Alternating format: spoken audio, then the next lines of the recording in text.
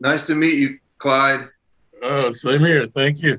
Yeah, it's an honor. It's a pleasure to be speaking with you. I'm really pleased to be here. My name is Claude Johnson, and I'm the founder and the executive director of the Black Fives Foundation. It's a 501c3, and our mission is to research and preserve and showcase and teach and then honor the pre-NBA history of African Americans in basketball. And so we're really delighted to have a partnership with PUMA. And I'm extra delighted, on top of all that, to be involved in this series where we just have these conversations, and especially with you, Mr. Walt Clyde Frazier, member of the Naismith Memorial Basketball Hall of Fame. You're much more used to being a host and a conversationalist on air for years. And well, the NBA has been light years ahead of the other leagues as far as hiring blacks as coaches and upper management. Obviously, when I came in, there was a race quota, only so many blacks on a team.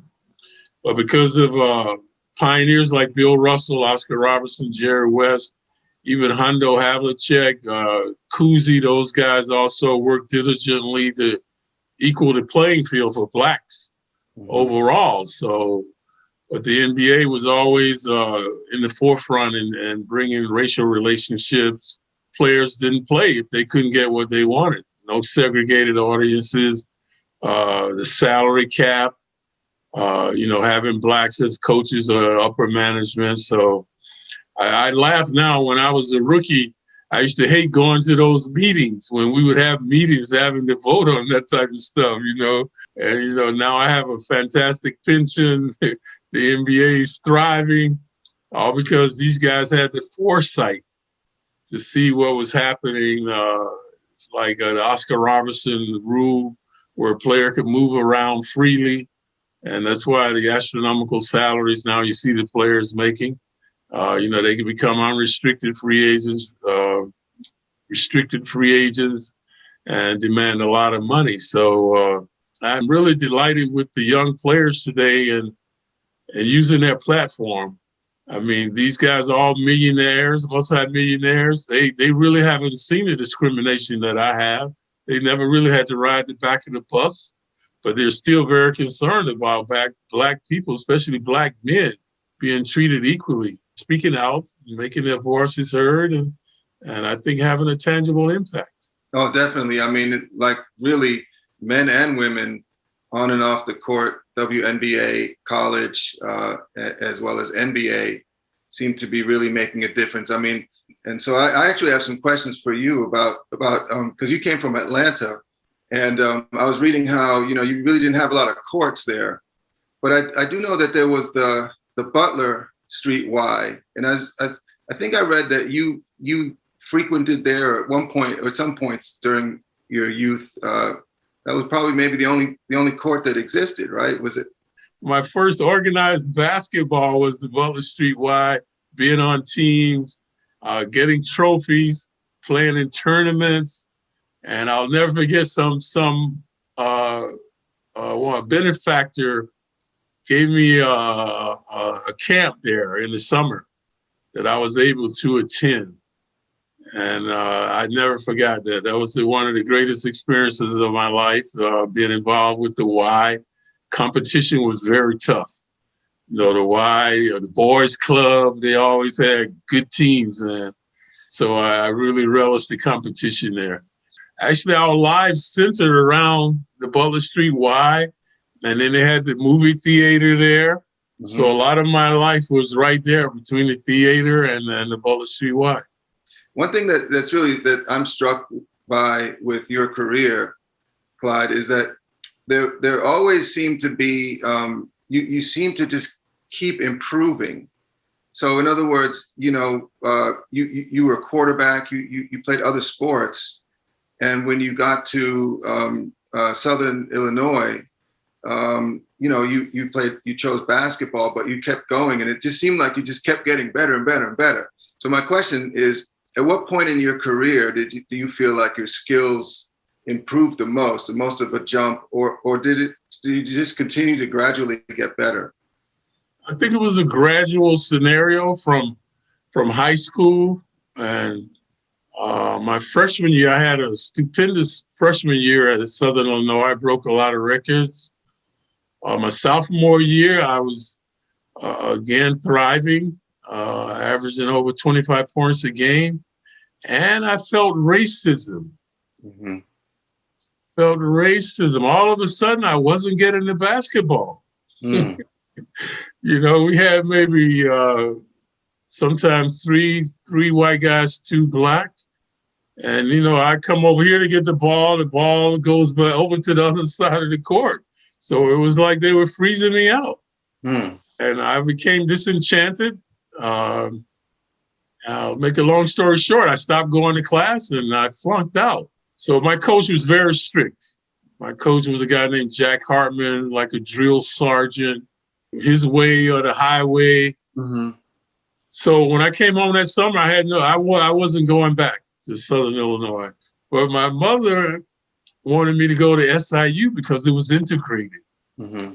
So that I get a better education, I get more exposure. Man, I was petrified going there because I'd had an inferior education growing up in the South. I was so far behind, and you know, I used to cry every night, literally. First of all, I was so cold. I've never been that cold before. Even though it's Southern Illinois, it's still very cold. But anyway, the year I flunked out was the making of Walt Frazier. But you skipped a step. I don't know if it's because you're humble. It's probably because you're humble. But for the people watching, that following year, Mr. Frazier led his team to the NIT, not just to the NIT, but to the championship. And not just to the championship, but he was the NIT MVP. So I don't know if this is the first time that anybody's gone from academic suspension and flunking out to coming back and being a national champion. That's really incredible. That is incredible. Yeah, that was strict perseverance, but it was ingrained in me. Okay, I'm the oldest of 9 kids, have 7 sisters and 1 brother. My brother's last, I'm first, have twin sisters in there. So I was a role model before I knew what the word meant. When my parents weren't around, I had to help take my sisters to school, bring them back. I was, always in charge, and my mom always telling me, Walt, you got to do this. And the same thing in sports. I was captain of the football team, basketball, baseball, coach. I was an extension of the coach. When things got tough, Walt, you got to do this. Walt, you got to do that. Walt. So I grew up with that responsibility of always having to be the guy. You're the man. You got to do this. Yeah. So I learned to handle pressure. I like pressure. Yeah. The more the pressure, the more I relax. We used to go downtown, put on your best clothes, your best manners. Mm-hmm. You're not only representing the Frazier family, you're representing Black people. Yes. That's how it was back then. Yeah, right. And that's how I grew up with that. So once I got on the court and the responsibility there, I knew how to handle that. Yeah. The other transition that I made in college was when I was a freshman, I had a speech class. So I always went to class until it was time to give my speech. So one day the instructor said, Mr. Frazier, I'd like to see you after class. So he goes, why you always come to class and you don't give your speech? I go, there's no way I can talk in front of the class, I told him. He said, you're the basketball player, aren't you? I said, yes, sir. He said, well, I've seen you play in front of 1,000 people that you don't know. Why can't you talk in front of 20 people that you do know? Yeah. So that sounds pragmatic. What am I going to talk about? He goes, talk about basketball. So my first speech I gave on basketball, I thought people would laugh. Nobody laughed. But whenever I'm in front of an audience or anything, I always think of that man. What if?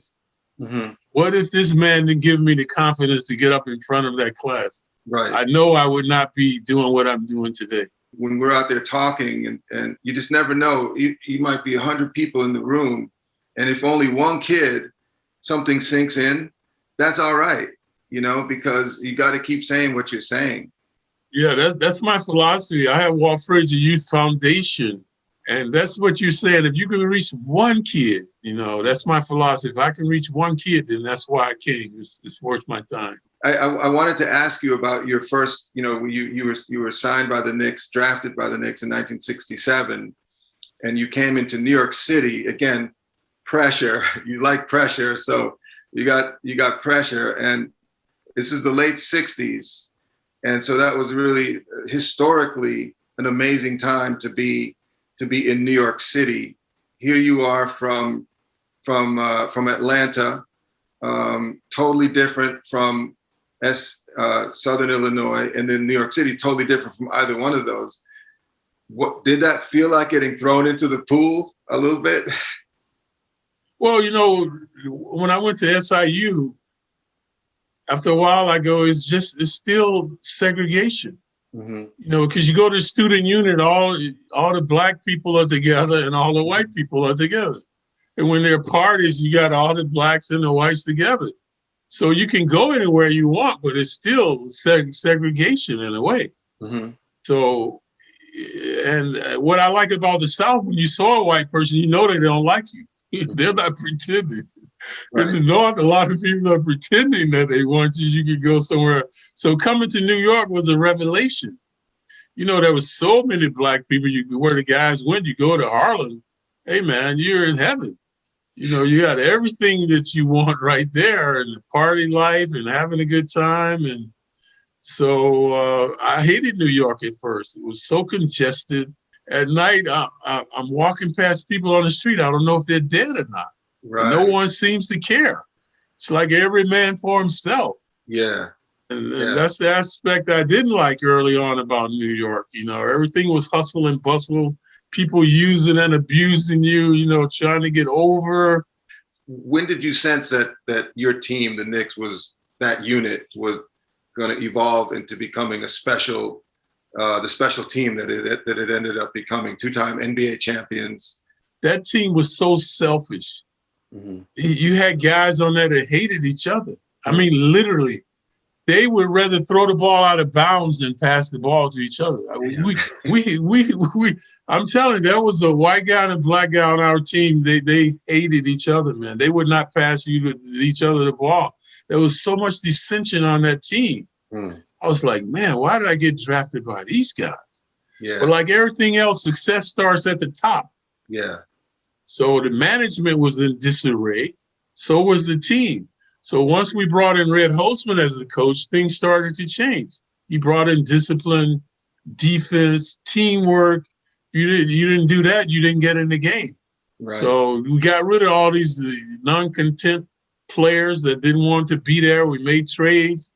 And then we had a core of players that liked each other, man. Black and white in harmony, just thinking about winning. Can't say Frazier without Bradley, without the Bush, without Reed, without Barnett. Right. That's how we were. Right. And even today, we're a very close-knit team. So many players, there were probably players that were better than you, but they didn't make it because of the lack of whatever it was, access, motivation, other things, guidance. Women, drugs. Right. Fancy, getting out, thinking they're better than other people. So it's like wealth. To accumulate wealth, you have to do a lot of different things. The same with success. Yeah. Like your talent is not enough. Right. Talent, intelligence is not enough. How many intelligent people don't make? How many talented people in basketball that don't make it? That's right. I mean, there's also this thing. Fear of success is another aspect of that. And but I wanted to ask you something, because you said you were shy, but somebody who would have seen you in your fedora and in your furs with your rolls. I mean, that doesn't seem like shy, brother. I don't know, man. I know it's an oxymoron, right? But what happened is, when I had an alter ego, Clyde. This guy Clyde was a different guy. So Clyde obviously came because of my dress and style, and I used to steal the ball on the court, like the movie Bonnie and Clyde. That came out around that time. Yes. Right. So when I dressed, I used to go out and do that, but basically I was a shy guy. I was shy. I was just going to ask you real quick about you must have run across the old timers, when you were coming up, that would have possibly been able to give you some advice. John Isaacs, guys who even from Philly or wherever, Zach Clayton, that played before the NBA, but were still around in Harlem. Pop Gates is another name.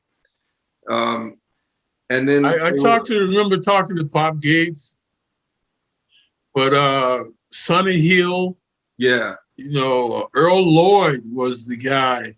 Yes. Because he became a scout. Not only he was a coach and a scout for the Pistons. Yes. So I remember during my foray into the NIT, Earl Lloyd was the guy who I first critiqued me that this guy Frazier looks good, man. He possibly could be a pro player. Wow. So that's the first time I heard of Earl Lloyd.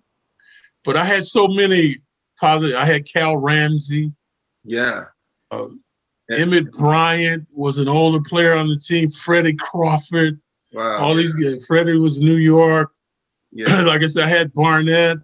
I had so many positive role models, guys that took me under their wing and taught me the nuances of New York, where to go, what to do, how to handle the situation. Did you ever go down to like Mount Morris Park or anywhere around to just play pickup? Like even though you were professional, or was that prohibited? No, we played in the Rucker. Yeah. Okay. Oh man, I can remember this like yesterday, man. I was on Willis Reed team.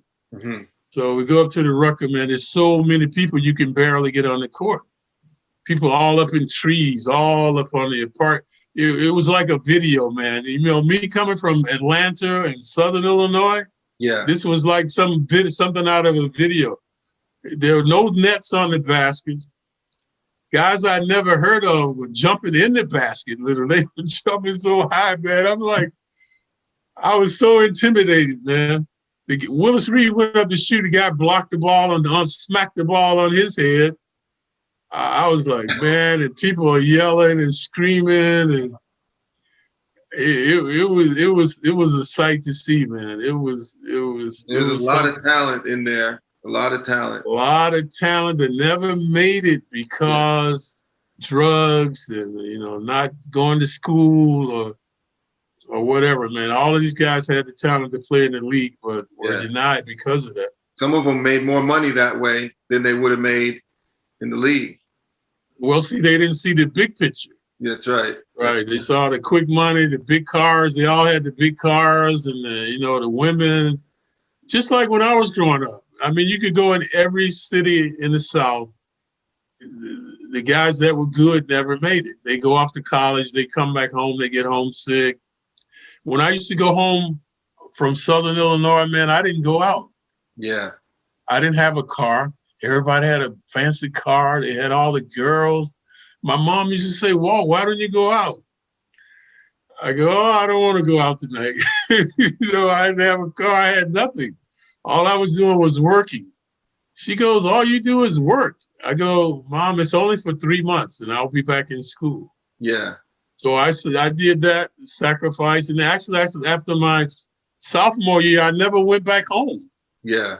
I stayed at the school and worked all kinds of different jobs around the campus. And, that was my life, man. And so in retrospect, when I look back, the sacrifices that I made were tremendous. It's sort of like COVID now, man. I used to isolate myself. I didn't do anything. Like I say, for 3 months that I was home, I worked.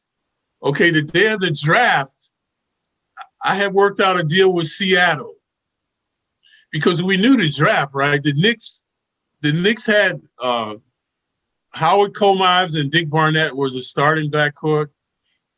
They had Cassie Russell. They had Freddie Crawford, Emmett Bryant. Bill Bradley was coming on a Rhodes Scholar.